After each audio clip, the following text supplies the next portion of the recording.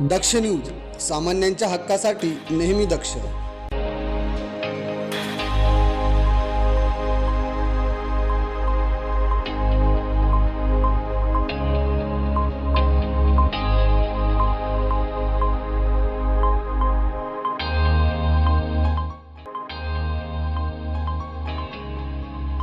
आज झालेल्या पहिल्याच महासभेत माजी सैनिक नियुक्ती रद्द करण्याचा निर्णय महापौर हिमगौरी आडके यांनी घेतला.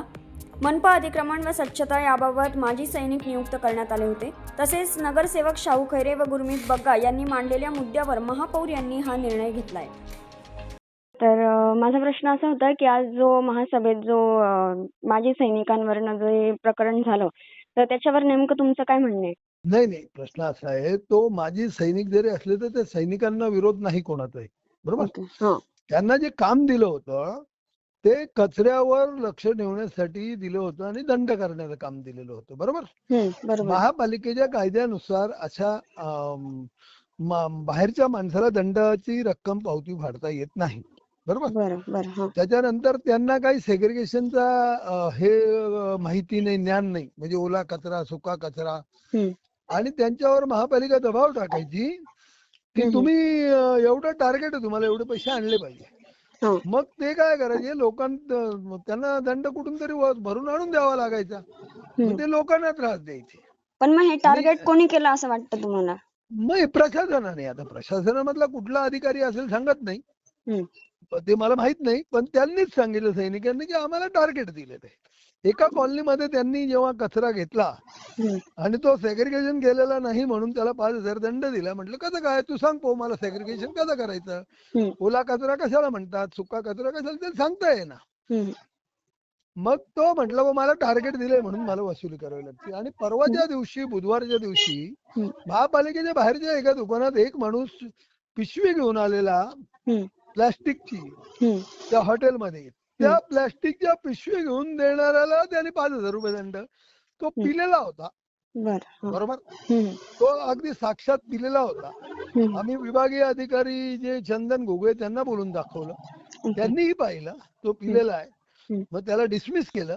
तर आमचं म्हणणं आहे की नागरिकांवर असं कोणीतरी दंड वसुलीला बाहेरचा माणूस योग्य नाही, ते नागरिकांकडे खंडणी स्वरूपात होतो.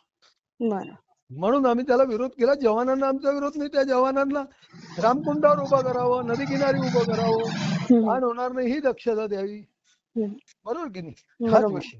आणि ज्या पद्धतीने नागरिकांचं पिळवणूक होते असं सगळ्या सभागृहाचं म्हणणं आहे आणि ज्या पद्धतीने ही वसुली केली जाते, त्यात सर्वप्रथम एकतर अतिरिक्त आयुक्त अतिक्रमण यांनी ह्या नियुक्त्या केल्या, त्या सर्व नियुक्त्या रद्द करण्यात येत आहे.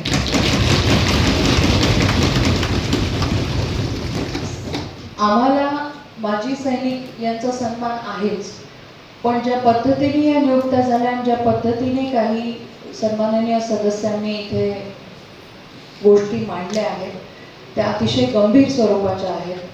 आणि म्हणून सन्माननीय माजी सैनिकांना तुम्हाला कुठल्या वेगळ्या कामासाठी, सेल्फ डिफेन्ससाठी, काही प्रशिक्षणासाठी घ्यायचं असेल तर तो आम्ही त्यांचा सन्मान नक्कीच करू. ह्या कामासाठी मात्र सन्माननीय जसं सदस्यांनी सुचवलेलं आहे की आपले जे युवक असतील, जे हे काम इन्स्पेक्टर नाही पण एक अवेअरनेस म्हणून करायला तयार असतील समाजासाठी, तर ते आपण घेऊ शकता. पण त्यांची पोलीस बॅकग्राऊंड चेक केल्यानंतर त्यांना नियुक्ती नाही पण सहकार्य म्हणून घेण्यात यावं.